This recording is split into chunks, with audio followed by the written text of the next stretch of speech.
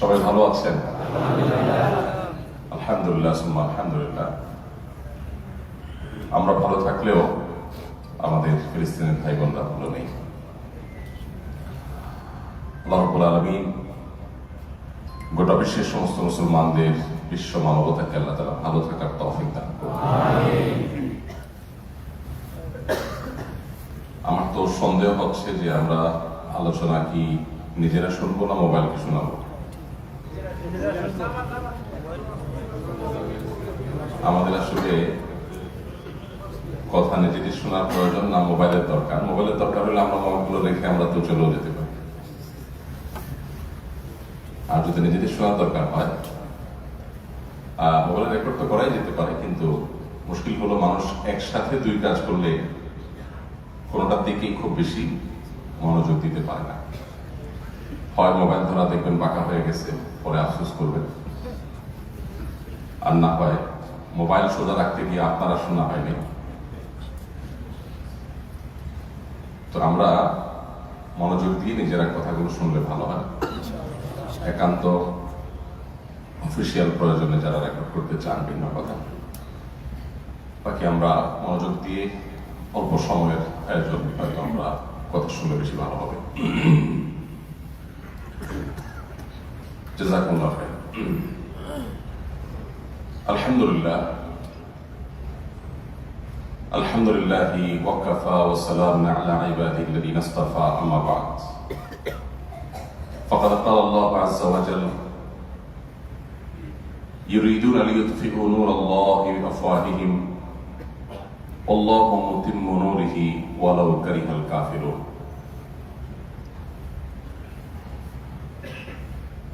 সম্মানিত প্রবাসী ভাইরা, আমাদের প্রিয় মাতৃভূমি থেকে শত সহস্র কিলোমিটার দূরে আরবের এই অত্যন্ত গুরুত্বপূর্ণ মাটিতে কাতারের ভূখণ্ডে আমরা বসে কোরআন এবং হাদিসের কথা শোনা, বলা, আলোচনা করার সুযোগ যারা এখানে আমাদের করে দিয়েছেন, সেই কর্তৃপক্ষের প্রতি আমরা অন্তঃস্থল থেকে শুকরিয়া জ্ঞাপন করছি। জাযাকুমুল্লাহু খাইরা।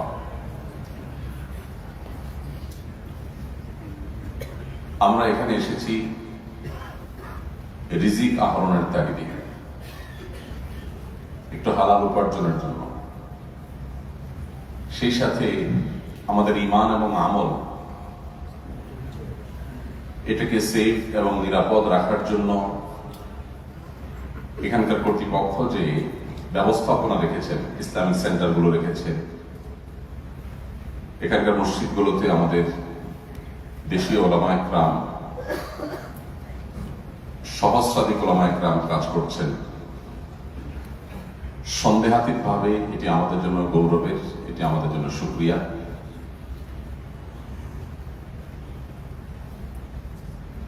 পৃথিবীর অনেক দেশে আমাদের প্রবাসী বাংলাদেশি ভাইরা আছে, যাদের চোখের পানি আমরা বিভিন্ন সময় দেখার দুর্ভাগ্য আমাদের হয়। কেন? তারা হয়তো অনেকে আমাদের চাইতে ভালো খান, ভালো পড়েন, কিন্তু তাদের ঈমানি চেতনা তাদেরকে বলে দেয় যে তাদের ঈমান আমলের দিক থেকে তারা খুব একটা ভালো নেই। কারণ সে পরিবেশ, সে প্রতিবেশ, সে সহযোগিতা সার্বিকভাবে তারা পান না, যা দিয়ে তাদের ঈমান এবং আমলকে তারা নার্সিং করবেন, পরিচর্যা করবেন। সেই সুযোগটা আমরা যেভাবে পাই তারা সেভাবে পান না। তো আপনারা যারা কাতারে বসবাস করছেন, আল্লাহ রাব্বুল আলামিনের তরফ থেকে এটা যে কত বড় ইহসান, এটা যে কত বড় একটা অনুগ্রহ, সেটা আসলে কোনো ভাষায় পরিপূর্ণভাবে প্রকাশ করা কঠিন। যারা পৃথিবীর বিভিন্ন দেশ সফর করেছেন, ভ্রমণ করেছেন, তারা বলতে পারবেন কত বেশি প্রতিকূল পরিবেশে আমাদের ঈমান এবং আমল ধরে রাখার জন্য সংগ্রাম করতে হয়, লড়াই করতে হয়। সেখানে আপনারা যারা স্পেশালি মিডল ইস্টে আছেন, আরো নির্দিষ্ট করে কাতারে কিংবা সৌদি আরবে আছেন, আপনারা তেমন কোনো পরিশ্রম খুব বেশি কষ্ট সাধনা করা ছাড়াই আপনাদের ঈমান আমলকে আপনারা সেভ করতে পারেন। শুধু তাই নয়,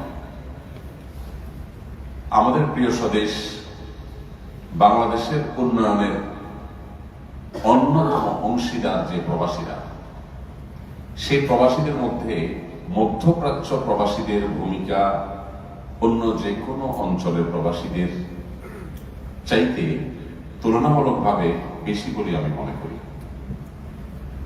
কারণ অন্যান্য দেশে আমাদের প্রবাসী বাংলাদেশি ভাইরা যারা আছেন, আমি দেখেছি, দেখার সুযোগ হয়েছে যে অনেকেই সেখানে অর্থগুলো যা উপার্জন করেন সেখানে হারাম পথে ব্যয়ের অনেক পথ উন্মুক্ত। মদ, জুয়া, জেনা, ব্যভিচার থেকে নিয়ে বহু হারামের পথ উন্মুক্ত থাকার ফলে অনেকে ভালো থাকতে চাইলেও ভালো থাকা হয়ে ওঠে না। অনেকে যা উপার্জন করেন সেটা দিয়ে পরিবার পরিজন, নিজের দেশে থাকা আত্মীয় স্বজন, এমনকি নিজের ভবিষ্যৎ বিনির্মাণের জন্য তিনি টাকা পয়সা পাঠিয়ে তেমন কিছু করতে পারবেন যে সেই সুযোগটা পান না, সব নষ্ট করে ফেলেন। আপনারা এমন একটা দেশে আছেন যে দেশের এই মাটিতে আপনি চাইলেও টাকা পয়সা কুপথে, হারাম পথে ব্যয় করে শেষ করে নিঃস্ব হয়ে যাবেন, এই রাস্তা আপনার সামনে খোলা নেই সেভাবে। অতএব এটা আল্লাহর পক্ষ থেকে আরেকটা এহসান। একদিকে আমাদের ঈমান আমলকে হেফাজতে রাখার অসাধারণ ব্যবস্থাপনা, যেটা পৃথিবীর পূর্বে, পশ্চিমে, উত্তরে, দক্ষিণে আর কোথাও আপনি খুঁজে পাবেন, পৃথিবীর কোনো প্রান্তে আপনি খুঁজে পাবেন। ঈমান আমলকে নিরাপদে রাখার জন্য সবচাইতে গুরুত্বপূর্ণ ভূমিতে, সবচাইতে গুরুত্বপূর্ণ অঞ্চলে আপনারা বসবাস করছেন। এটি হলো আল্লাহর নিয়ামতের অনেক বড় একটা দিক। আর দ্বিতীয়ত হলো আল্লাহ রাব্বুল আলামিন যেটুকু হালাল উপার্জনের সুযোগ দেন, এইটুকু মধ্যে যে বরকত হয়, আমি দেখেছি মধ্যপ্রাচ্য প্রবাসীরা অল্প সময়ের মধ্যে তারা দেশে যতটা গুছিয়ে উঠতে পারেন, স্থাবর সম্পদ করে ফেলতে পারেন, অন্য অনেক দেশে বসবাস করে এর চেয়ে বেশি টাকা উপার্জন করেও তারা তেমন কিছু করতে পারেন না, কারণ বরকত থাকে না। এটা আরেকটা ইহসান আল্লাহর তরফ থেকে। আর আমরা যারা দেশে বসবাস করছি, আমরা আপনাদের প্রতি বিশেষভাবে কৃতজ্ঞ, কারণ জাতীয় অর্থনীতিতে আপনারা যে ভূমিকা রাখছেন, সেই ভূমিকা পৃথিবীর অনেক উন্নত দেশের প্রবাসীরাও অনেক ক্ষেত্রে রাখতে পারছেন না। কারণ অনেক উন্নত দেশে আমাদের প্রবাসী বাংলাদেশি ভাইরা গেলে সেখানকার ন্যাশনালিটি পাওয়ার রাস্তা যেহেতু খুব সহজ মধ্যপ্রাচ্যের তুলনায়, সেজন্য সেখানে তারা চেষ্টা সাধনা করে 2-4-5 বছর থেকে সেখানকার গ্রিন কার্ড, পাসপোর্ট ইত্যাদি তারা হোল্ড করেন। সেগুলো কোনোভাবে নেওয়ার পর তারা দ্বিতীয় যে চেষ্টা করেন সেটা হলো সেখানে একটা বাড়ি করা। কঠিন কাজ, হয় সুদে লোন নিয়ে বাড়ি করতে হয়, কিনতে হয়, আর না হলে বহু টাকা পয়সা দরকার। তো একদিকে হারামের হাতছানি, আর অপর দিকে এত টাকা পয়সা জোগাড় করা সম্ভব হয় না বেশিরভাগ ক্ষেত্রে। তো দেশের জমি জমা যা আছে সেগুলো অনেকে, আমি সবার কথা বলছি না, অনেকেই জমি জমা সেগুলো বিক্রি করে, বাড়ি বিক্রি করে সেগুলো মন্ডির মাধ্যমে অবৈধ পথে নিয়ে তারপর সেখানে তার আখের বোঝাই থাকে। এই জন্য মধ্যপ্রাচ্য থেকে আপনারা যে টাকা পয়সা কামাই করেন, 1 টাকা, 2 টাকা, 5 টাকা সেভ করে হলেও নিজ দেশে আপনারা পাঠানোর চেষ্টা করেন, এবং হারাম পথে ব্যয় করার সুযোগ না থাকার কারণে আল্লাহর ফজলে সে টাকাগুলোতে বরকত থাকে, সেগুলো দিয়ে ভালো কিছু করা যায়। এরপরও বহু প্রবাসী ভাইরা আছেন যারা কষ্টে আছেন, যারা নতুন এসেছেন, কাজ পাননি, সেট হতে পারেননি, নানা কারণে মুসিবতে আছেন। আল্লাহ রাব্বুল আলামিন তাদের সবার কষ্ট দূর করে দিন। প্রিয় ভাইরা,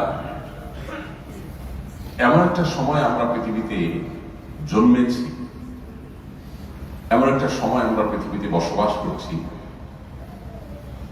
যে সময়টা অত্যন্ত ক্রিটিক্যাল, অত্যন্ত স্পর্শকাতর এবং নাজুক সময়। আমরা চতুর্পাশে দেখতে পাচ্ছি যে মুসলিমরা কোণঠাসা, মুসলমানদের অবস্থা অত্যন্ত করুণ, অনেক মুসলমান আছেন হীনমন্যতার ভোগেন, যে মুসলমানরা সত্যের উপর, তাহলে কেন এত কষ্ট তারা করবে, কেন এত জুলুম হবে, আল্লাহ কেন সাহায্য পাঠাচ্ছেন না। অনেক প্রশ্ন আমাদের অনেক সরল মনে, সাধারণ ভাইদের মনের মধ্যে উদিত হয়।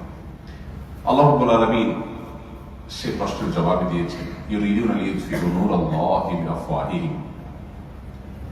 কাফির মুশরিকরা আল্লাহর নূরকে, আল্লাহর দ্বীনকে তাদের মুখের ফুৎকারে নিভিয়ে ফেলতে চায়। এই চেষ্টাটা হলো অনেকটা বৈদ্যুতিক লাইট, এটাকে চেরাগাঁও মোমবাতির আলো নিভানোর মতো ফু দিয়ে নিভানোর ব্যর্থ চেষ্টা করার মতো। এই জন্য আল্লাহ বলেছেন, আল্লাহু মুতিম্মু নূরিহি ওয়ালাউ কারিহাল কাফিরুন। কাফেররা চাক আর না চাক, তারা না চাইলেও আল্লাহ রাব্বুল আলামিন তার নূরকে, তার আলোকে পরিপূর্ণ করবেনই করবেন। দেখুন, ইসলামের অনেক বড় একটা মিরাকল, অনেক বড় একটা মুআজিজার ব্যাপার হলো, অলৌকিকত্বের ব্যাপার হলো, ইসলাম নিভে নিভে যায় মনে হলেও সেখান থেকে আবার জ্বলে ওঠে। মানব ইতিহাসে কখনো ইসলাম সমূলে নিভে শেষ হয়ে গেছে এটি হয়নি, এবং কিয়ামত পর্যন্ত হবেও না। যখন ইসলাম পরিপূর্ণভাবে নিভে যাবে, তখন আল্লাহ তাআলা পৃথিবীর এই অস্তিত্ব আর রাখবেন না। এটি আল্লাহর ওয়াদা। তবে হ্যাঁ, আমরা যে সময়টাতে আছি, সময়টা নানা কারণে ক্রিটিক্যাল, জটিল। ঈমান ধরে রাখা অত্যন্ত কঠিন এবং কষ্টের ব্যাপার হয়ে দাঁড়িয়েছে। আমরা অনেকে হীনমন্যতার মধ্যে রয়েছি। আমরা যদি ইতিহাস পড়ি, আমরা দেখব তাতারীদের ইতিহাস যদি আমরা একটু দেখি, দেখতে পাবো যে ইসলাম এই বুঝি দুনিয়া থেকে নিশ্চিহ্ন হয়ে গেল, কিন্তু সেখান থেকে আবার কামব্যাক করেছে। আমরা যদি বিভিন্ন সময় দেখি, তুরস্কের কথাই যদি আমরা বলি, তো আমরা দেখবো সেখানে মনে হচ্ছিল যে শেষ, আর কখনো ইসলাম মাথা উঁচু করে দাঁড়াতে পারবে না। কিন্তু সে ধারণাকে ভুল প্রমাণ করেছে না দরকার। অতএব আজ মুসলমানদের উপর যে দুরবস্থা চলমান আছে, এই দুরবস্থা দূর হতে বাধ্য। ইতিহাস সেটি বলে আজ অথবা আগামীকাল, দুদিন আগে অথবা দুদিন পরে। কিন্তু আমরা যারা নিজেদেরকে মুসলিম দাবি করছি এবং মুসলিম হওয়ার কারণে ইসলামের উন্নতি, অগ্রগতি প্রত্যাশা করছি, স্বপ্ন দেখছি, আমাদের আসলে করণীয়গুলো কি? আমরা কি আমাদের করণীয়গুলো ঠিক মতো করতে পারছি? এখানে আজ ওলামায়ে কেরামের প্রোগ্রাম হওয়ার কথা ছিল, আলেমদের উদ্দেশ্যে কিছু কথা বলার ইচ্ছা ছিল আমার, কিন্তু মজলিসটা কি দেখা যাচ্ছে যে আলেমের চেয়ে থেকে আরে বেশি, যার কারণে ওলামায়ে কেরামের কথা আর বলা যাচ্ছে না। অতএব আমরা সাধারণ কথাই চলে যাই। তো যে কথা বলছিলাম, আমাদের অবস্থা আজ কি? এই পৃথিবীতে আমরা কি নিজেদেরকে অপরিহার্য, আমাদের অস্তিত্বকে সবচেয়ে প্রয়োজনীয়, এটিকে আমরা আমাদের কর্মকাণ্ডের মধ্য দিয়ে সাব্যস্ত করতে পেরেছি কিনা? আপনি যেখানে আছেন এই জায়গাটাতেই আপনার নিজের মুসলমানিত্বের পরিচয়টা আপনি অত্যন্ত বলিষ্ঠভাবে, শক্তিশালীভাবে, সুন্দরভাবে উপস্থাপন করতে পেরেছেন কিনা, এই প্রশ্ন আমাদের প্রত্যেকেই নিজেকে করা দরকার। আজ মুসলমানদের যে দুরবস্থা, এই দুরবস্থার জন্য কি আপনার আমার কোনো দায় নেই? এই আত্মসমালোচনা আমাদের এখন খুব বেশি করা প্রয়োজন। আমরা অনেকেই আছি যারা নিজেদেরকে মুসলমান দাবি করি, মুসলমানদের উন্নতি অগ্রগতি প্রত্যাশা করি, এটি চাওয়াটাই আমাদের ঈমানের দাবি এবং সহজাত। কিন্তু এট দ্য সেম টাইম আমরা দেখা যায় অনেকে আল্লাহ রাব্বুল আলামিনের আনুগত্যের যে জায়গাটা, সেই জায়গাটাতে আমরা অনেকেই বেশ খানিকটা পিছিয়ে আছি। এত বেশি পিছিয়ে যে আসলে ইসলাম এবং মুসলমানদের মুক্তি এনে দেওয়া তো পরের কথা, আমি নিজেই একজন ভালো মুসলিম এখনো হতে পারিনি।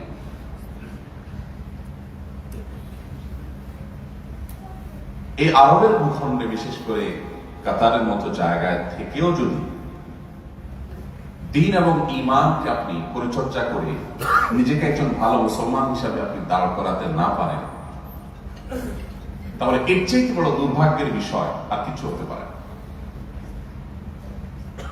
আমি আবারও বলতে চাই,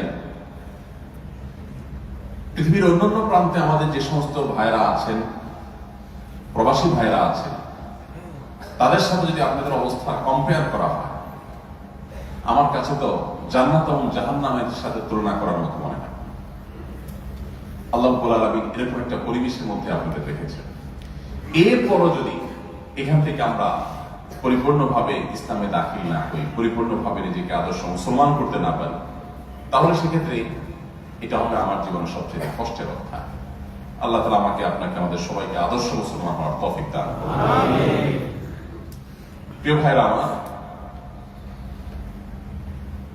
এখানে ওলামায়ে কেরাম যারা আছেন, আমাদের স্বদেশী ভাইরা, এত বেশি সংখ্যক ওলামায়ে কেরাম এখানে আছেন এবং বিভিন্ন মসজিদের ইসলামিক সেন্টারের দায়িত্বে যেভাবে তারা নিয়োজিত আছেন, মারকাজুত তাহফিজ ইত্যাদির দায়িত্বে আছেন।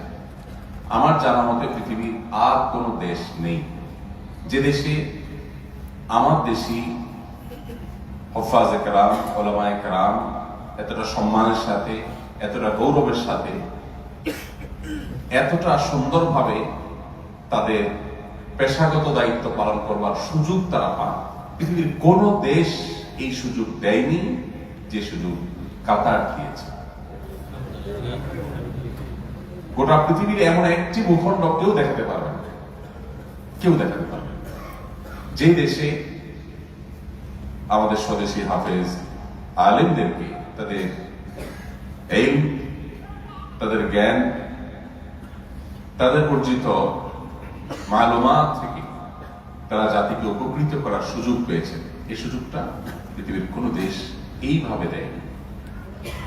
অতএব আমরা যারা সাধারণ মানুষ আছি, আমরা যারা গায়রে আলেম আছি, বিভিন্ন শ্রেণী পেশার মানুষ আছি, অনেকে স্টুডেন্ট ভিসায় এসেছেন, অনেকে বা বেশিরভাগই আমরা এখানে শ্রমজীবী হিসেবে এসেছি, বিভিন্ন শ্রেণী পেশায় আমরা কাজ করছি।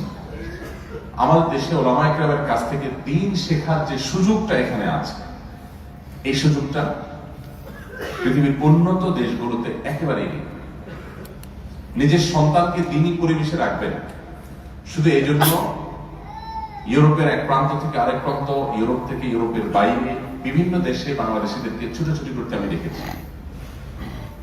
শুধু নিজের বাচ্চা চোখের হেফাজত করতে চায়, চোখ দিয়ে যা দেখে এগুলো দেখে বাচ্চার যে ভেতরের জগতে ব্যাপক পরিবর্তন আশঙ্কা করেন অভিভাবক হিসাবে মা বাপ, সেটা থেকে থেকে বাঁচানোর জন্য পাগলের মতো ছুটোছুটি করতে থাকেন, একবার এক প্রান্তে আবার কয়েক হাজার কিলোমিটার দূরে আরেক প্রান্তে, বা শত শত কিলোমিটার দূরে আরেক প্রান্তে। কিন্তু তারপরেও নিজের সন্তানকে পুরোপুরি বাঁচাতে পারেন। আপনারা যারা এখানে আছেন, আমাদের মসজিদ গুলোতে বিশেষ করে বাংলাদেশি ওলামায়ে কেরাম, হাফেজ সাহেবরা তারা দায়িত্ব পালন করছেন, তাদের সান্নিধ্যে থেকে নিজেদের যতটা সেফ রাখা যায়, ঈমান আমলকে যতটা নিরাপদে রাখা যায়, এই সুযোগটা আর কোথাও পাওয়া যাবে না। আমার সবসময় ঈর্ষা হয়, বিশেষ করে আপনারা যারা এইরকম পরিবেশে আছেন। একদিকে দ্বীন এবং ঈমানকে হেফাজত করার সবচাইতে সুবর্ণ এবং শক্তিশালী সুযোগ যেটা পৃথিবীর কোথাও নেই, অপরদিকে হালাল উপার্জন যেটুকুই করেন, কম করেন বেশি করেন, এটার ভিতরে বরকত হওয়ার যে সমূহ কারণ, হারাম এবং কুপথে খরচ করার অপশনগুলোই নেই, বন্ধ অলমোস্ট, যার কারণে অল্প সময় অনেক বেশি বারাকা লাভের সুযোগ। এই নিয়ামতে ধন্য হওয়ার পরও যদি আমরা নিজেদেরকে শোধরাতে না পারি, সংশোধন করতে না পারি, তাহলে সেটা হবে আমাদের জীবনের সবচাইতে বেদনাদায়ক কথা।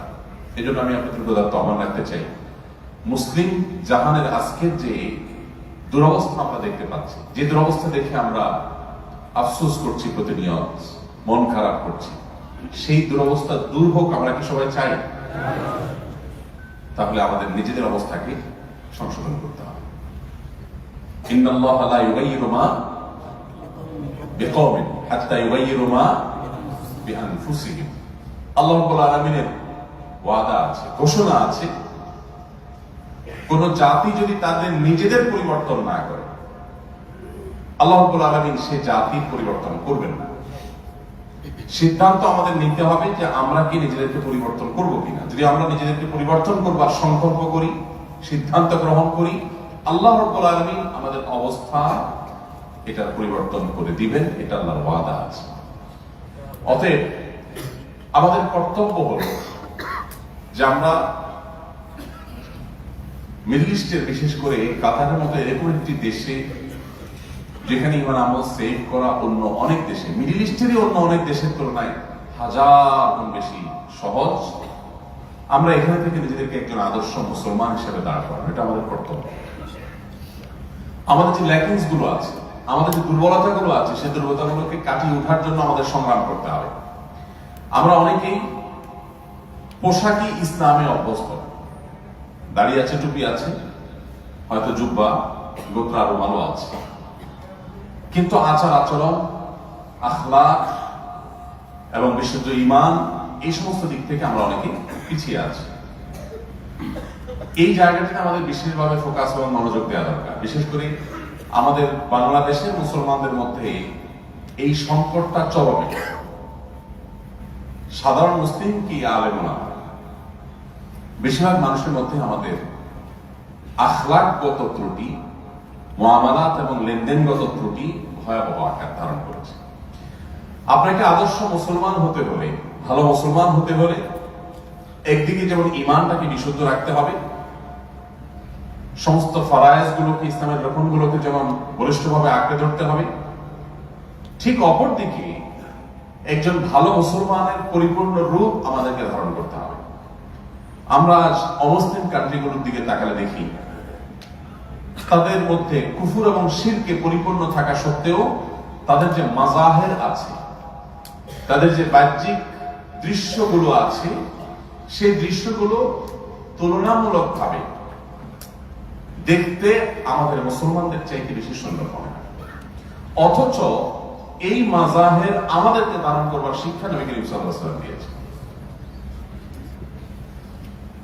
অনেক মুসলিম কান্ট্রি আছে যে মুসলিম কান্ট্রিগুলোতে মুসলিমরা তারা কারোর সাথে কথা বললে মুচকি হেসে কথা বলেন।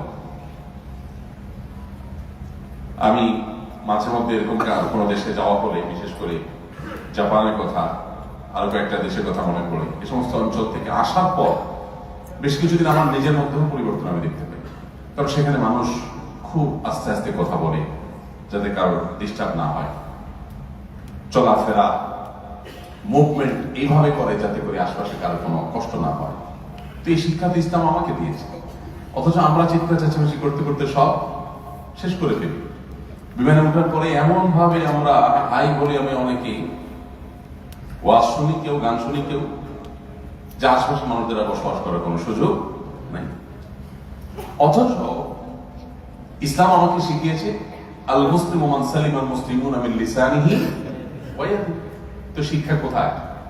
সেটা আমার মুখে, সেটা আমার কাজে নেই, সেটা আমার আচরণে।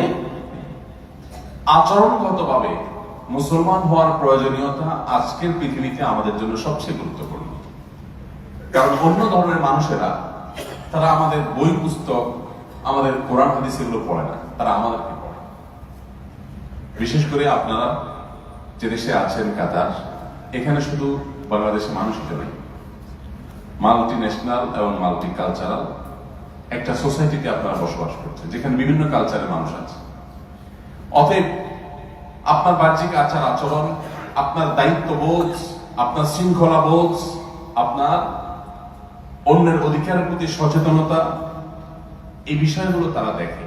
একদিকে এগুলো ইবাদত, এগুলোর মাধ্যমে আমরা আখিরাতে অনেক বেশি এগিয়ে যেতে পারি। নবী করিম সাল্লাল্লাহু আলাইহি ওয়াসাল্লামের হাদিস রয়েছে, আমরা অনেকেই শুনে থাকবো, সূরা তিরমিজিতে বর্ণিত হয়েছে, আর বিভিন্ন হাদিসের কিতাবে এসেছে। নবীজি সাল্লাল্লাহু আলাইহি ওয়াসাল্লাম ইরশাদ করেছেন, মা মিন শাইইন ইউদাউ ফিল মিজান ইয়াওমাল কিয়ামাতি আথকালু মিন হুসনিল খুলুক।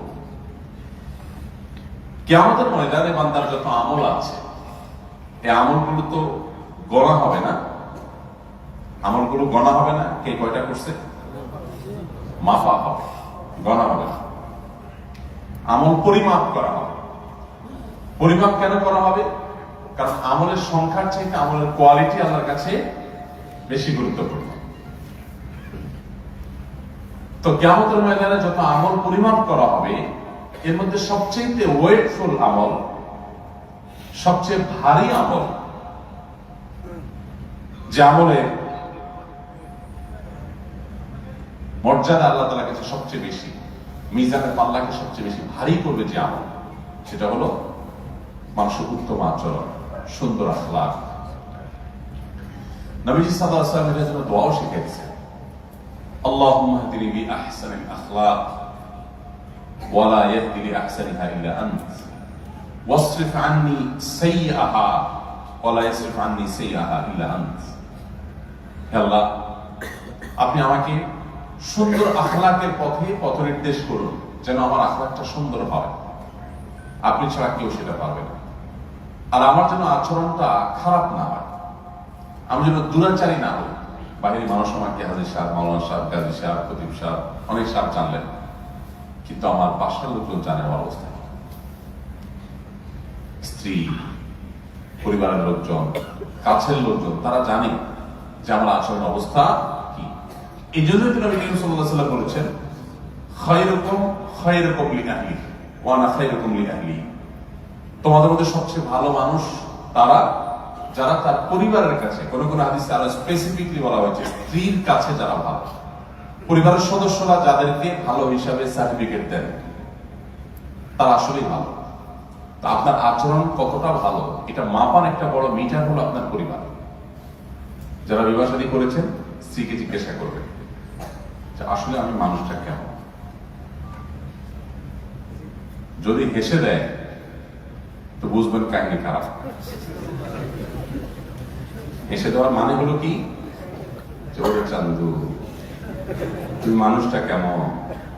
সবাই তো খুব বুজুর্গ সব মনে করে, মেজাজ গরম হলে তুমি কি করো, মুখ দিয়ে কি আসে।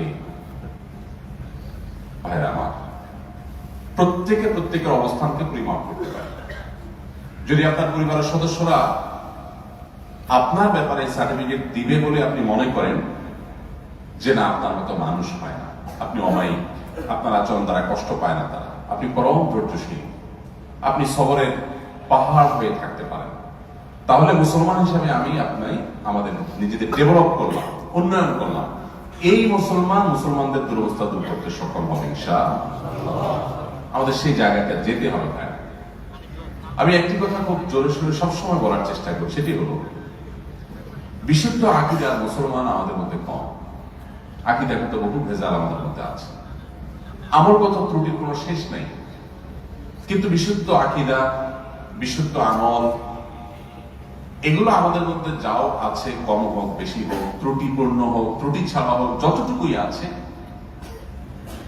উত্তম আচরণ এবং উত্তম আখলাক, যেই আখলাকের চিত্র রূপ অঙ্কন করেছে কোরআন এবং সুন্নাহ, যে একজন মুসলিম এরকম হবে, তার যে মডেল উপস্থাপন করেছে সিরাতুর রাসূল সাল্লাল্লাহু আলাইহি ওয়াসাল্লামে, সেই মুসলমান এর দুর্ভিক্ষ চলছে, আজ বড় অভাব চলছে।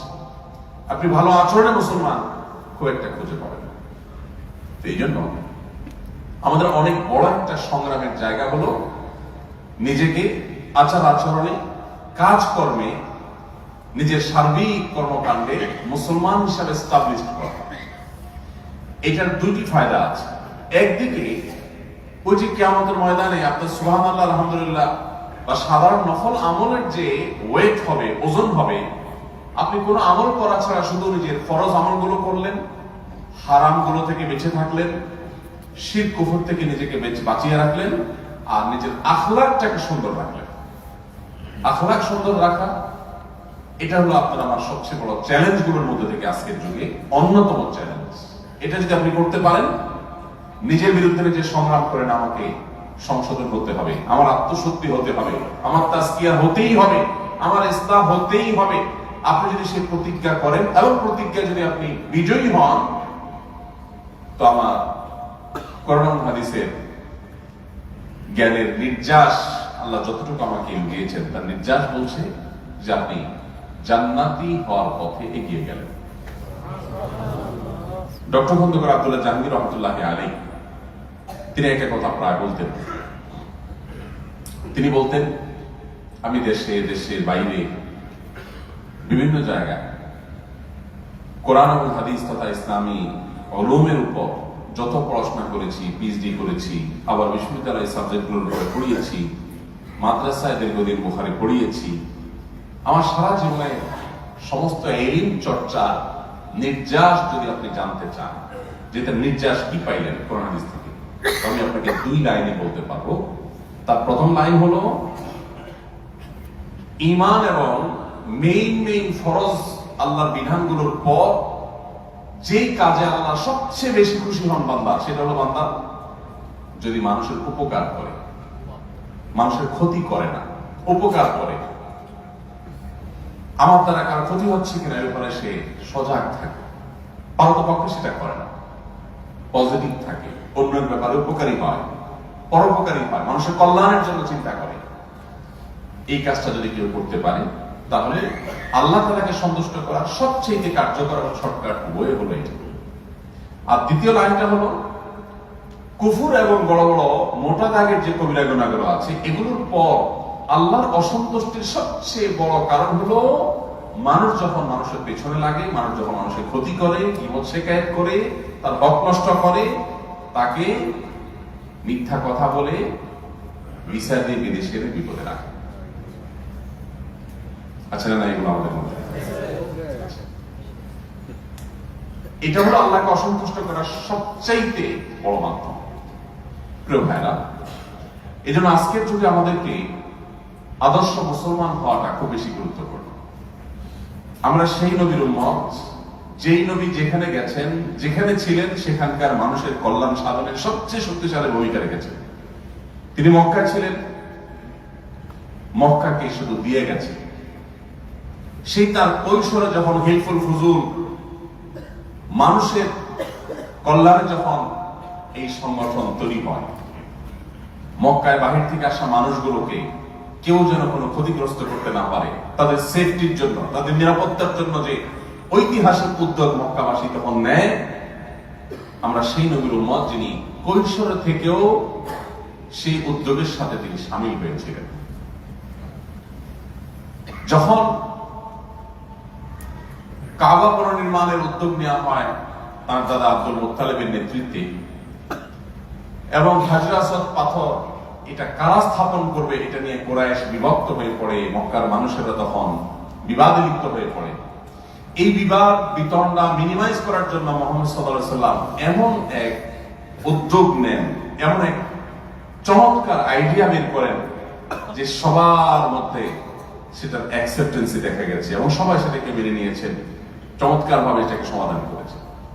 তাহলে সমাজ সংস্কার করেছে, সমাজে রিলেভেন্ট হয়েছে, সমাজে সমস্যা এবং সংকট দূর করার জন্য অগ্রসর হয়েছে। তিনি যখন মদিনায় এসেছেন, মদিনার তখনকার সবচেয়ে বড় চ্যালেঞ্জ ছিল একদিকে মক্কা থেকে আসা হাজার মুহাজির সাহাবী, অপরদিকে মদিনায় থাকা আনসারী সাহাবীরা। আরেক জায়গা থেকে যে মানুষগুলো এসেছেন নতুন জায়গায়, এই নতুন পরিবেশের সাথে তাদের খাপ খাওয়ানোটা অনেক বড় চ্যালেঞ্জের ব্যাপার ছিল। বহু বিদ্রোহ, বহু দাঙ্গা, বহু মারামারি হওয়ার কথা ছিল মদিনায়। কেন? এই যে আমাদের দেশে, আমাদের পার্শ্ববর্তী দেশ বার্মা থেকে আমাদের মুসলিম ভাইরা বোনেরা তারা আশ্রয় নিয়েছেন আমাদের দেশে।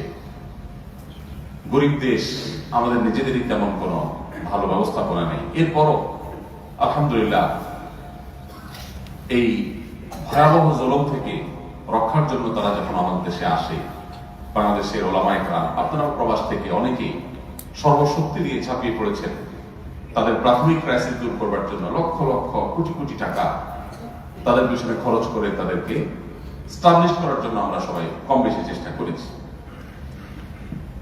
এই রোহিঙ্গা মুসলমান যারা আছেন আমাদের আশ্রয়ে, যদি তারা একটা নির্দিষ্ট জায়গার মধ্যে আবদ্ধ না থেকে তারা যে বাংলাদেশের মানুষের মধ্যে মিশে যেতেন, সব জায়গায় তারা বিচরণ করতে পারতেন, তাহলে হাজারো গন্ডগোল, হাজারো মারামারির সূত্রপাত হতে পারত।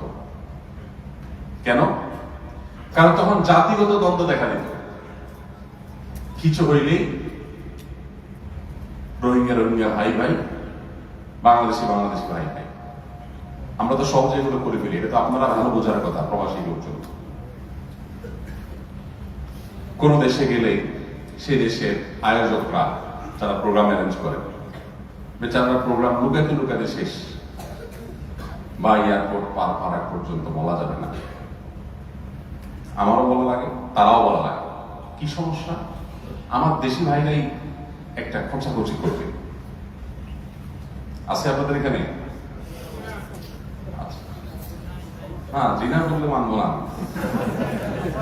হয়তো কম আছে মাশাআল্লাহ, এটা বলতে পারি কম আছে মাশাআল্লাহ অন্য এক জায়গা থেকে।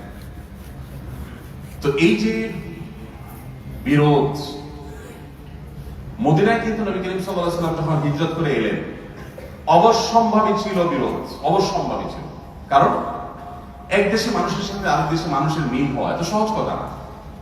একটা সংসার যখন জন্ম হয়, একটা সংসারের যখন শুরু হয়, স্বামী স্ত্রী দুজন দুইটা ফ্যামিলি থেকে আসে, দুই দেশ না, একই দেশের, হয়তো একই জেলার, হয়তো একই ইউনিয়নের দুই পরিবারের দুইজন মানুষ যখন একত্র হয়, প্রথম দিকে কিন্তু নিয়মিত ইউক্রেন রাশিয়ার মতো যুদ্ধ লাগিয়ে থাকে।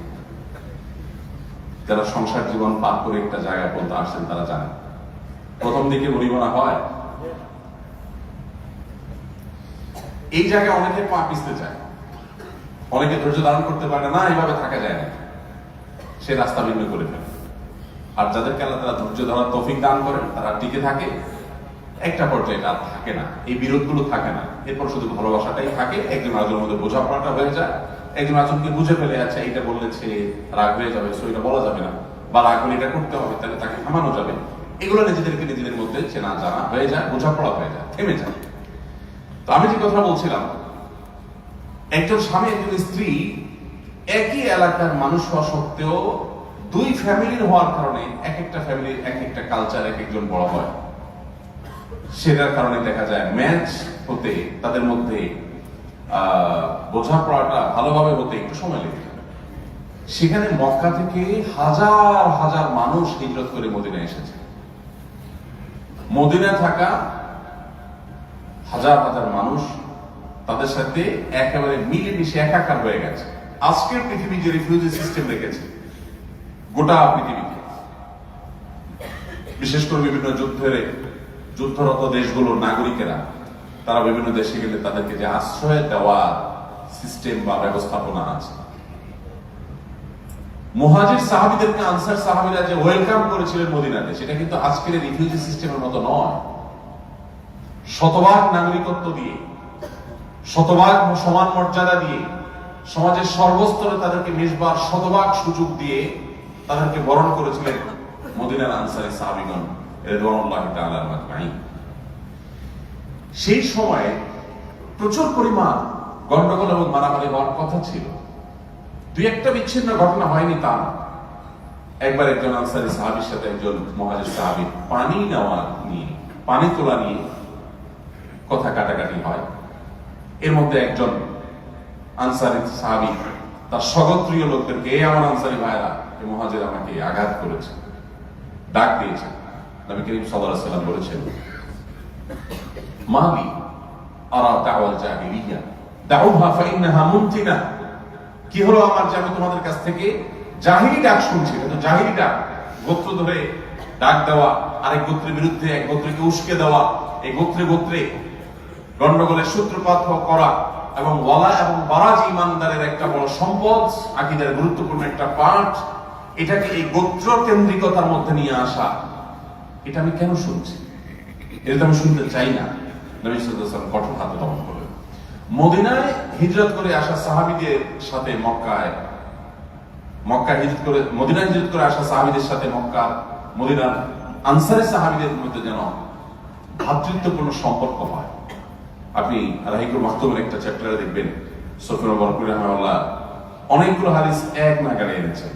এইটা প্রমাণ করবার জন্য যে নবী করিম সাল্লাল্লাহু আলাইহি ওয়াসাল্লাম মক্কাতে তার প্রতি ওহী নাযিল হয়েছিল, বেশিরভাগ আয়াতগুলো তাওহীদের গুরুত্ব বুঝিয়ে এবং শিরকের অসারতা প্রমাণ করেছিল। এখানে নবী করিম সাল্লাল্লাহু আলাইহি ওয়াসাল্লাম বেশি করেছেন যেগুলোতে পরস্পর ভালোভাবে থাকা যায়, আখলাক সংশ্লিষ্ট বিষয়গুলো।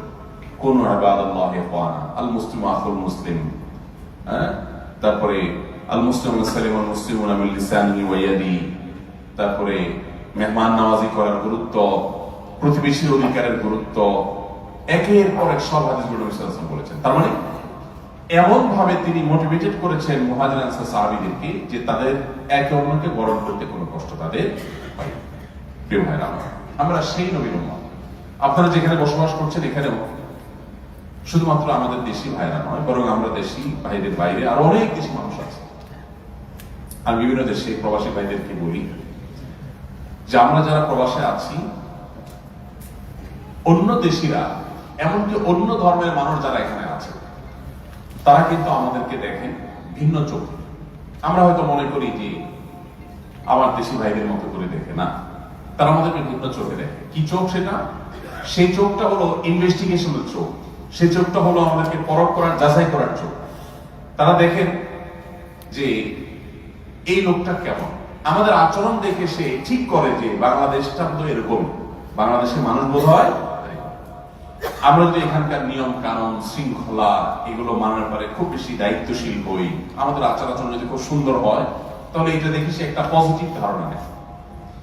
একই সাথে যারা অমুসলিম আছেন, তারা আমরা মুসলমান হিসেবে ইসলামটা কেমন এটা তারা আমাদের বই পুস্তক পড়ে কর্নেন্স পড়ে যায় না, আমাদের আচরণ দেখে, কাজকাম দেখে তারা ইসলাম সম্পর্কে একটা ধারণা পোষণ করে। সো আমরা সবাই কিন্তু রিপ্রেজেন্ট করছি একদিকে আমার ইসলামকে, অপরদিকে আমার দেশকে, সেটা আমাদের কর্মকাণ্ডের মধ্য দিয়ে।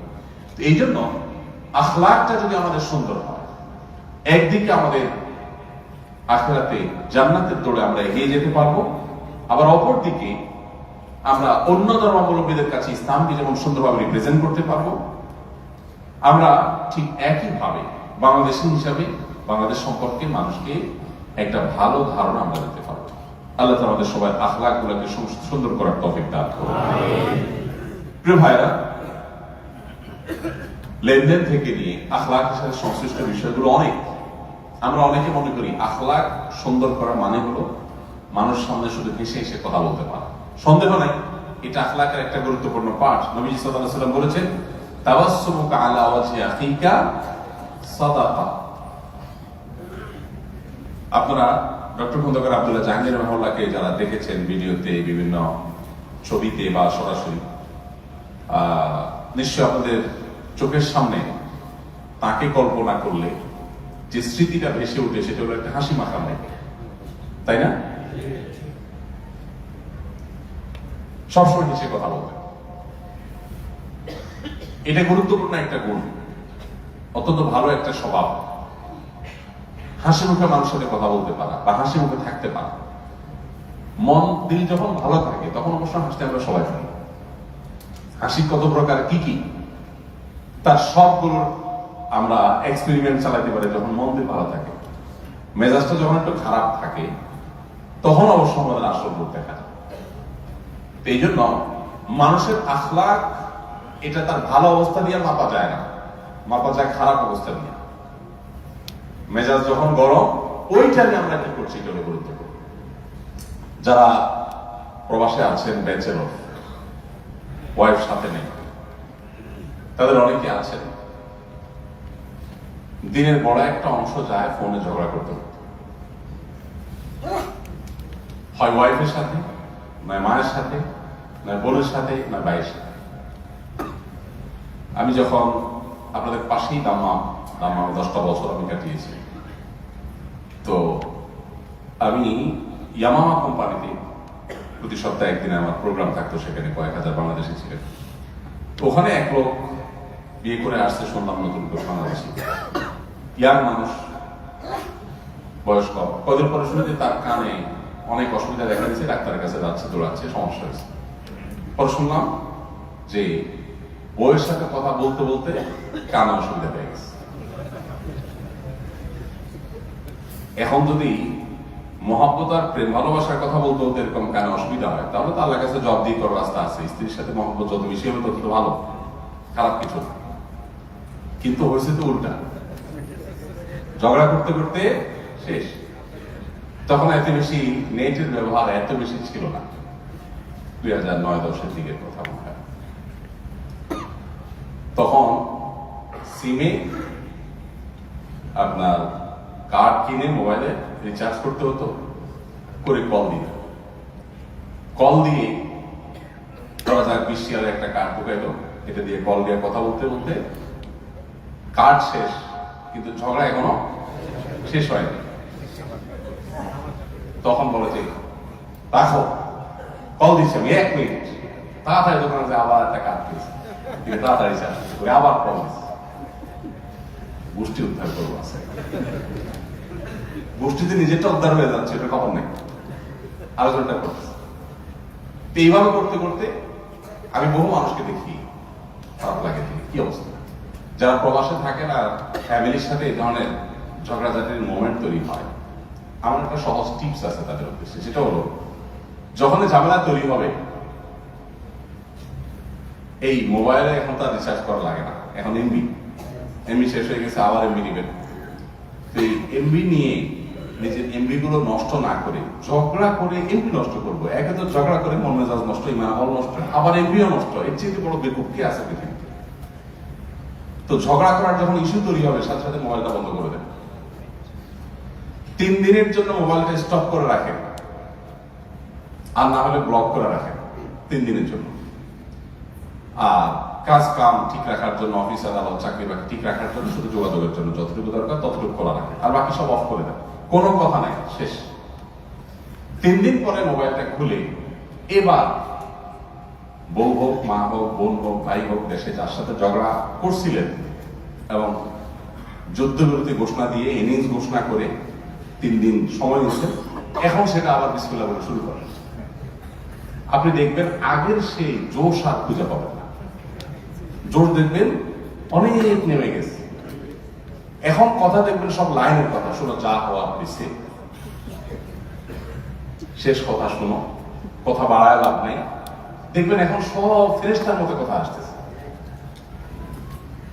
এটা আমার টিপস না, এটা মুহাম্মদ সাল্লাল্লাহু আলাইহি ওয়াসাল্লামের দেওয়া টিপস। মূলত নবী করিম সাল্লাল্লাহু আলাইহি ওয়াসাল্লাম শিখিয়েছেন আমাদেরকে, যখন মেজাজ গরম হয়ে যাবে তখন দাঁড়ানো অবস্থায় থাকলে বসে যাও, বসা অবস্থায় থাকলে সরে যাও। এক জায়গায় আসেন, মেজাজ গরম হয়েছে, ওখান থেকে সরে যান। এই যে কিছুটা বিরতি দিয়ে দিলে মানুষের মেজাজটা লেভেলে চলে আসে। মেজাজ যখন গরম হয়ে যায় তখন মানুষ নিজের অজান্তে আত্মনিয়ন্ত্রণ হারিয়ে সে এমন কিছু বলে ফেলে যেগুলো করে নিজের ঈমান-আমল নষ্ট হয়, মুখ নষ্ট হয়, বান্দার হক নষ্ট হয়, আখলাক নষ্ট হয়, যে আখলাকটা ঈমানদারের সবচেয়ে বড় সম্পদগুলোর একটা। তো এই জন্য নবী সাল্লাল্লাহু আলাইহি ওয়াসাল্লাম আমাদেরকে এই জিনিসগুলো শিখিয়েছেন। অতএব ওই প্র্যাকটিসটাকে ঠিক রেখে যদি আপনি 3 দিনের বিরতি নেন, এটা অবশ্য সবার জন্য প্রযোজ্য। যে কারোর সাথে আপনার মেজাজ গরম হয়েছে, আপনি, শয়তান আপনাকে বলবে না, থামা যাবে না, ঝগড়া কন্টিনিউ করতে হবে, কোনো অবস্থাতেই না। প্রয়োজনে এমবি ঢুকাইতে হবে, কার্ড ঢুকাইতে হবে, দেখে ছাড়তে হবে। আসলে আপনার নিজের গোষ্ঠী উদ্ধার হয়ে যাচ্ছে, আপনি টের পাচ্ছেন। তো অনেকে আছেন প্রবাসে থেকে নিজেদের আখলাক কিভাবে আমরা নষ্ট করে ফেলি। অবশ্য এই সমস্যার সাথে প্রবাসের সম্পর্ক, এটা প্রবাসে দেশে সব জায়গায় প্রযোজ্য। তো যাই হোক, আল্লাহ রাব্বুল আমাদেরকে উত্তম আখলাকধারী মানুষ হওয়ার তৌফিক দান করুন। আমরা ভালো এবং আদর্শ মুসলমান যদি হই, তাহলে মুসলমানদের দুরবস্থা ইনশাআল্লাহ অনেকখানি দূর হওয়ার পথ সুগম হবে। আল্লাহ তাআলা আমাদেরকে হারানো সেই গৌরব, ঐতিহ্য আবার ফিরে পাওয়ার তৌফিক দান করুন, যদি আমাদের নিজেদের ইসলাম এবং সংশোধন হয়। আমরা সেই নবীর উম্মত, যে নবী শুধু উম্মার সংশোধন করেছেন, কল্যাণ সাধন করেছেন, মক্কাতেও করেছেন, মদিনাতেও করেছেন। নিজের স্বার্থ চিন্তা করেন নাই, উম্মার স্বার্থ চিন্তা করেছেন সবসময়। আমাদেরকে সেরকম পরোপকারী হতে হবে। আসুন্নাহ ফাউন্ডেশনের মাধ্যমে আমরা দেশে যে কার্যক্রম পরিচালনা করার চেষ্টা করি, ওই চেতনায় উজ্জীবিত হয়ে তৈরি ওই আমরা করি, অন্য কোনো চেতনা নয়, অন্য কোনো উজ্জীবনী শক্তি নয়। মুহাম্মদ সাল্লাল্লাহু আলাইহি ওয়াসাল্লামের সেই হাদিস আমাদের চোখের সামনে আছে, আহাব্বুন নাসি ইলাল্লাহি আনফাউহুম লিন-নাস। আল্লাহর কাছে সবচেয়ে প্রিয় মানুষ তারা যারা মানুষের জন্য সবচেয়ে বেশি উপকারী হয়। অতএব আপনার আমার নিজেকে সবচেয়ে বেশি উপকারী হিসাবে দাঁড় করাতে হবে, আর এটার জন্য সবচেয়ে উত্তম আখলাক করা হবে। আপনার আখলাক যদি ভালো হয়, আচরণ যদি সুন্দর হয়, এবং আচরণ সৌন্দর্যের সাথে শুধুমাত্র যে হাসি মুখের সম্পর্ক না, কারোর কোনো অধিকার আমার দ্বারা খর্ব হবে না, বরং সবার অধিকারগুলো আমি আদায় করব, এই মেন্টালিটি যদি আমার মধ্যে থাকে, ইনশাআল্লাহ বিইذনিল্লাহ আমি সবচেয়ে বেশি পরোপকারী মানুষ হতে পারবো। আর যদি পরোপকারী হতে পারি, তাহলে আল্লাহর কাছে সবচেয়ে বেশি প্রিয় পাত্র পাওয়া যাবে ইনশাআল্লাহ। আল্লাহ আমাদের সবাইকে সেই তৌফিক দান করুন। ওলামা ইকরাম যারা আছেন, আপনাদের উদ্দেশ্যে আলাদা করে কথা বলা দরকার ছিল, কিন্তু সে সুযোগ নাই, কারণ মজলিস পুরাটাই মুখতালাত মিশ্রিত। তারপরও আমি বলতে চাই যে আমাদের দায়িত্ব অনেক বেশি। আমরা যদি উম্মার জন্য নিজেদেরকে মুফিদ এবং নাফের হিসাবে গড়ে তুলতে চাই, একদিকে যেমন আমাদের মধ্যে ইখলাসকে প্রতিনিয়ত ঘষে মেজে আমাদের এনশিওর করতে হবে। বিশেষ করে আমরা একটা ভালো চাকরি আছে, ভালো স্যালারি পাই, সামাজিক অবস্থান আছে, বাসা বাড়ি আছে, এটা আমার একটা ডিউটি, এটা আমার একটা জব। এই মেন্টালিটির ঊর্ধ্বে যদি আমরা উঠতে না পারি, তাহলে কোন দিনই আসলে প্রকৃত অর্থে দিনের খেদমত আমরা করতে পারবো না। যদি আমার জন্য এগুলো জায়েজ রেখেছে, সেটা আমি গ্রহণ করছি, কোনো অসুবিধা নেই, কিন্তু মানসিকতা হতে হবে যে আমি আসলে আল্লাহর দ্বীনের জন্য নিজেকে কত বেশি উজাড় করে দিতে পারি। প্রবাসী বাংলাদেশী ভাইদের মধ্যে দাওয়াতি কাজ ব্যাপকভাবে কাজ করা সম্ভব। আমি কিন্তু আমার দাওয়াতি কাজের এই সূচনা বা শেখন এর পুরাটুকুই কিন্তু এই মধ্যপ্রাচ্যে প্রবাসীদের মধ্যে থেকেই মূলত শিখেছি। অতএব আমি আমার সহকর্মী, আমার স্বজাতীয় ওলামা ইকরাম ভাইদেরকে বলতে চাই, আপনাদের কাছে সুযোগ অবারিত। প্রবাসী ভাইদের যাদের ফ্যামিলি নেই, আপনাদেরকে বলছি, আপনাদের কাছে সুযোগ অবারিত। কারণ দেশে থাকলে কিন্তু আপনার আমার কারোর হাতে সময় নেই। আজকে শালীর বিয়া, পরের দিন নিজের বোনের বিয়া, আজকে কেউ মারা গেছে তো কালকে আরেকজন মারা গেছে। কিন্তু প্রবাসে আমরা যখন থাকি, তখন আমাদের এই ব্যস্ততাগুলো থাকে না। নিজস্ব ডিউটির পরে বাকি সময়গুলো শুধুই আমাদের থাকে। আমরা চাইলে এই প্রবাস থেকে যে কত কিছু করা সম্ভব, জীবনে দুই জায়গাতে যা করা সম্ভব সেটা কোথাও করা সম্ভব না। তার একটা হলো প্রবাসে, আর একটা হলো জেলখানা। জেলখানা যদি স্বাভাবিক হয়, খুব বেশি জুলুম নির্যাতন না চলে, সাধারণ কয়েদি হিসাবে থাকে কেউ, যদি চায় নিজের জীবনকে পরিবর্তন করবে, বহু মানুষের জীবন পরিবর্তন জেলখানা থেকে হয়েছে। কারণ ওখানে অবারিত সুযোগ থাকে ভাবা, চিন্তা করার, তাদাব্বুর, তাফাক্কুর করা। এটা বাহিরে হয় না। নানান চিন্তা আমরা এঙ্গেজ থাকি, নিজেকে নিয়ে ভাবার সুযোগটা পর্যন্ত হয় না। তো প্রবাসের এই সময়টাতে ওলামা ইকরাম যারা আছেন, প্রবাসী ভাইদের মধ্যে দাওয়াতি কাজ করে তাদের মধ্যে ব্যাপক পরিবর্তন করবার সুযোগ যেমন তাদের সামনে আছে, আমি বিশেষ করে আপনাদের মতো এরকম দায়িত্বই আমি 10-12টি বছর পালন করেছি। এখানে অনেকে আছেন যারা 20 বছর, 25 বছর বা আরো বেশি সময় ধরে আলহামদুলিল্লাহ দায়িত্ব পালন করেছেন।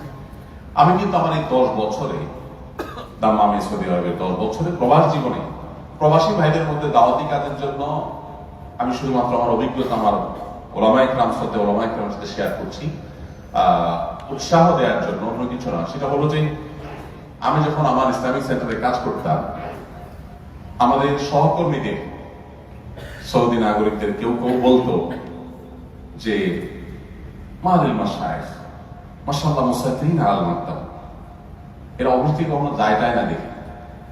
সব মিলিয়ে হয়তো 6-7 ঘন্টা অবশ্যই বাইরে থাকতাম, শুধু ঘুমের টাইমটা, গোসলের টাইমটা, ব্যাস। আর বাকি পুরো সময়, যখন ফ্যামিলি ছিল না বা ছুটিতে গেছে, তখন পুরো সময় দাওয়াতি কাজে লেগে থাকতাম।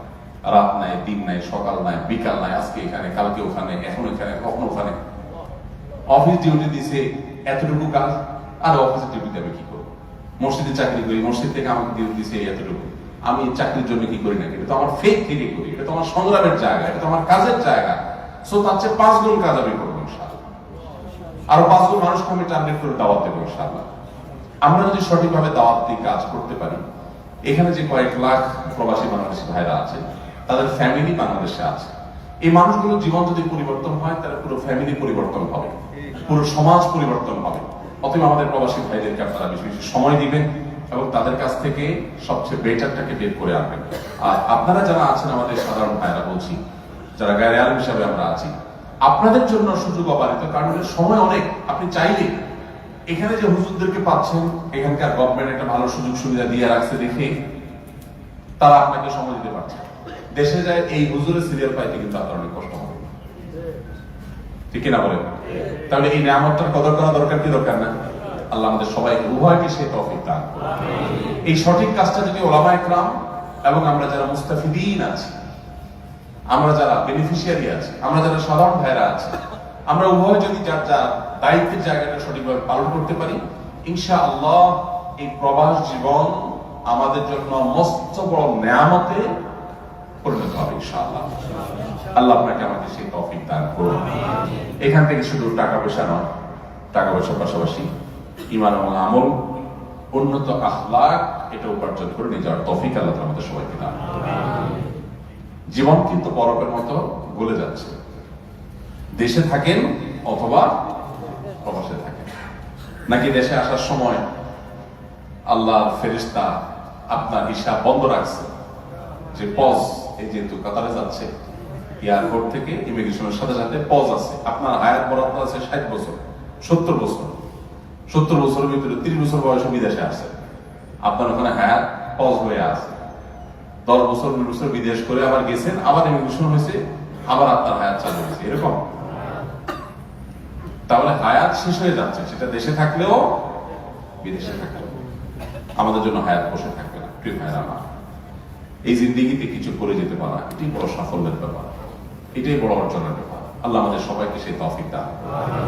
এখানে ঈমান আমল বিশুদ্ধ করা, পাঁচ ওয়াক্ত নামাজকে সুন্দর করা, এর পাশাপাশি নিজের আখলাকটাকে সুন্দর করা, কোরআন হাদিসের ইলম দ্বারা নিজেকে সমৃদ্ধ করা। উলামা ইকরাম, এত উলামা ইকরাম এখানে আছেন, আমি বারবার মুগ্ধ হই। কাতারে আমার প্রথম আশা এটা, আশপাশে অন্যান্য আরব দেশগুলোতে বারবার যাওয়া হলেও কোন অজানা কারণে কাতারে যেন আসা হয়, এই প্রথম আশা। কত বড় যে সুযোগ এটা, যে সবার মধ্যে থেকে সাধারণ প্রবাসী ভাইদেরকে কোরআন হাদিসের ইলম দেওয়া, তাদের জীবনকে পরিবর্তন করা, তাদের দুঃখ সুখে তাদের পাশে থাকা, উম্মার জন্য নাফে এবং মুফিদ হিসেবে নিজেকে এস্টাবলিশ করার এই সুযোগটা আপনি সর্বোচ্চভাবে কাজে লাগান।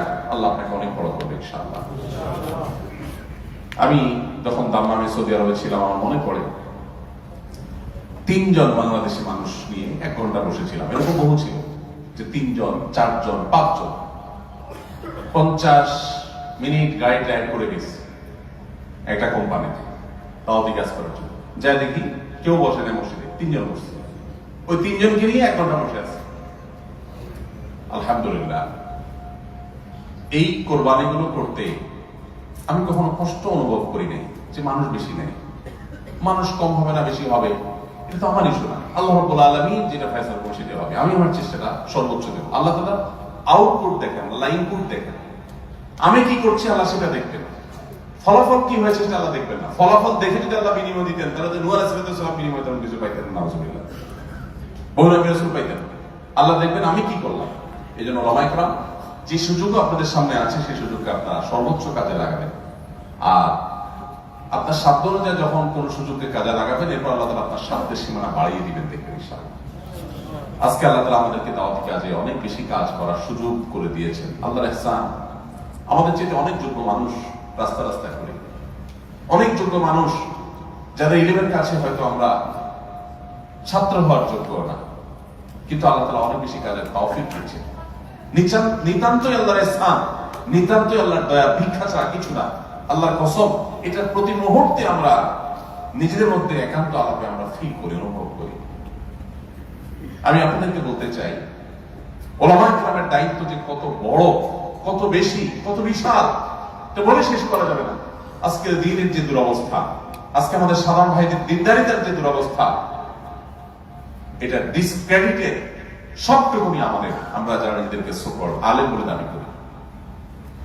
অতএব আমরা দাওয়াতি ফিল্ডে যদি চাকরির ঊর্ধ্বে উঠে যদি দাওয়াতি কাজ করতে পারি আর সে মানসিকতা রাখতে পারি, চোখের পানি ফেলে সর্বোচ্চ মেহনত দিয়ে, তাহলে ইনশাআল্লাহ আজকে মুসলমানদের যে দুরবস্থা আমরা দেখতে পাচ্ছি, আমাদের নিজেদের যে দুরবস্থা দেখতে পাচ্ছি, কিছুই থাকবে না, পরিবর্তন হয়ে যাবে ইনশাআল্লাহ।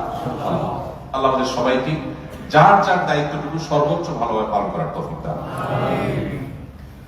উলামা ইকরাম তাদের দায়িত্ব সঠিকভাবে পালন করলে আমরা যারা বেনিফিশিয়ারি আছি, সাধারণ ভাইয়েরা আছি, আমরা আমাদের দায়িত্ব যদি সঠিকভাবে পালন করি, ইনশাআল্লাহ দিন শেষে ভালো কিছু হবে। আমরা দোষারোপ করি করবো না। সাধারণ মানুষকে দেখা যায় হুজুরদের শুধু দোষ ধরে, এই হুজুরদের কোনো কাজ কাম নেই, সরকারি বেতন পায়, ভাতা পায়, খায় দায়, ঘুরে গেলে পোস্টপাস জামা পড়ে একদম চকচকা কপকা, হুজুরদের দোষ দেয়, উনি ফেরেশতা, ওনার কোনো সমস্যা নেই। আবার হুজুরদের অনেকে মনে করে আমরা তো বসে আছি সব এদেরকে কোরআন শেখানোর জন্য, কিন্তু কমপক্ষে টাকা ছাড়া কিছু চিনে না, আসে না।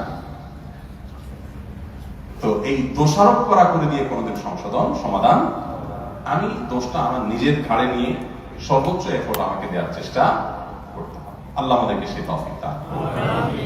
রাত অনেক হয়েছে, আমার মনে হয় শেষ করা দরকার, অনেকদিন কালকে ডিউটি আছে। সো আমরা কথা শেষ করি। অনেক কথাই হলো। আল্লাহ রাব্বুল আলামিন আমাদের এই কথাবার্তাগুলো, এই আলোচনাগুলো, বিক্ষিপ্ত আলোচনা, আমি আসলে একটা বিষয় প্রস্তুত করেছিলাম, অডিয়েন্স একরকম ভাবে মাথায় রেখে হলো আমাদের জন্য, বাট অডিয়েন্স যখন মিশ্র হয়ে গেছে, আমার আলোচনা মিশ্র হয়ে গেছে। তো আল্লাহ তাআলা যদি উপকার পৌঁছান, তো অনেক মায়ের কাছে কথার দরকার নেই, অনেক সহজ সরল কথা থেকে আল্লাহ তাআলা হেদায়েত দিতে পারেন। আরশ আজিমের মালিকের কাছে ফরিয়াদ করি, আমরা যারা এখানে অনেক কষ্ট করি, সময় বের করে সমবেত হয়েছি, আল্লাহ রাব্বুল আলামিন এই বিক্ষিপ্ত কথাগুলো থেকে আমাদের সবাইকে উপকৃত হওয়ার তৌফিক দান করুন। আল্লাহ রাব্বুল আলামিন আমাদেরকে ঈমান, তাকওয়া, নেক আমল এগুলো দিয়ে আল্লাহ আমাদেরকে সমৃদ্ধ হওয়ার তৌফিক দান করুন। মুসলিম বিশ্বের আজকের যে দুরবস্থা আমরা প্রত্যক্ষ করছি, এটার জন্য আমাদের যে অক্ষমতা আছে, আল্লাহ আমাদের অক্ষমতাগুলো দূর করে দিন, আল্লাহ আমাদেরকে মাফ করে দিন, আল্লাহ আমাদের ভাই বোনদের কষ্টগুলোকে দূর করে দিন, আমাদের দায়িত্বগুলো যথাযথভাবে পালন করার তৌফিক দান করুন। এবং এই দেশের যে নিয়ামতের মধ্যে আমরা ডুবে আছি, এই নিয়ামতের শুকর আদায় করার তৌফিক আল্লাহ আমাদেরকে দান করুন। সেটা কাজের মাধ্যমে, সেটা আচরণের মাধ্যমে, এবং সেটা আল্লাহর কাছে মুখে শুকরিয়া আদায়ের মাধ্যমে বিভিন্নভাবে হতে পারে। আমরা যেন সেই কাজটা করতে পারি। এবং আমাদের জিন্দেগিটা বরফের মতো করে শেষ হয়ে যাচ্ছে। প্রবাসে আছি বলে আমার জীবন থেমে থাকছে না। অনেক প্রবাসী ভাই আছে সারা জীবন বিদেশ করে, যে দেশে যান, এর কিছুদিন পরে দেখা যায় দুনিয়া থেকে চলে যান। অনেক এরকম আছে, বহু প্রবাসী ভাই এরকম আমি দেখি সচক্ষে। অতএব ভাই, বরফের মতো গলে যাচ্ছে। যাত্রা কি জান্নাতের দিকে হচ্ছে নাকি জাহান্নামের দিকে হচ্ছে, এই প্রশ্ন আপনার বিবেককে জিজ্ঞেস করতে হবে প্রতিনিয়ত। আল্লাহ আমাদের সবাইকে জান্নাতমুখী যাত্রার অভিযাত্রী হওয়ার তৌফিক দান করুন।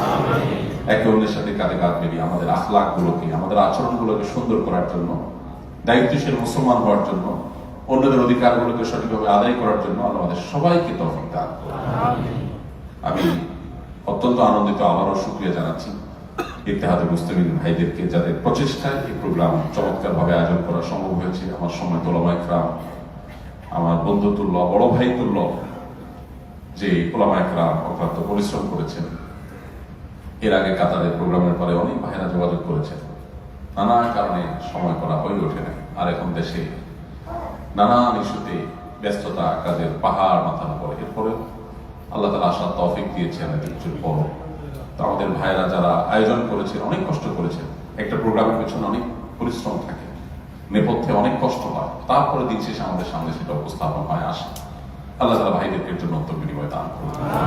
এবং সংশ্লিষ্ট কর্তৃপক্ষ যারা অনুমোদন দিয়েছেন আমাকে আসার জন্য, এখানকার ওয়াজারাতুল শুউন ইসলামিয়া, এখানকার মারকাজুল ইসলামী, এখানকার মারকাজুদ দাওয়া, যে সমস্ত সেক্টরে যে সমস্ত দায়িত্বশীল কর্তৃপক্ষ, জেহা মুখতাসা যারা আছেন, তাদের প্রতি আমি বিশেষভাবে শুকরিয়া জানাচ্ছি। আল্লাহ রাব্বুল আলামিন এই দেশকে বিশ্বের মানচিত্রে অনেক দিন মাথা উঁচু করে দাঁড়াবার তৌফিক দান করুন। আমরা দেখেছি মুসলিম মিল্লাতের ক্রাইসিস মোমেন্টে কাতারের যে ভূমিকা পৃথিবীর অনেক দেশের চাইতে অনেক বেশি প্রশংসনীয় ছিল, তৃপ্তিদায়ক ছিল, স্বস্তিদায়ক ছিল। আল্লাহ তাআলা এটাকে আরো বেশি করার তৌফিক দান করুন এবং এই দেশকে আল্লাহ তাআলা সব দিক থেকে বরকত দিয়ে পরিপূর্ণ করে দিন। আমরা যারা এই দেশ থেকে বেনিফিটেড হচ্ছি, আমাদের কিন্তু অনেক দায়িত্ব।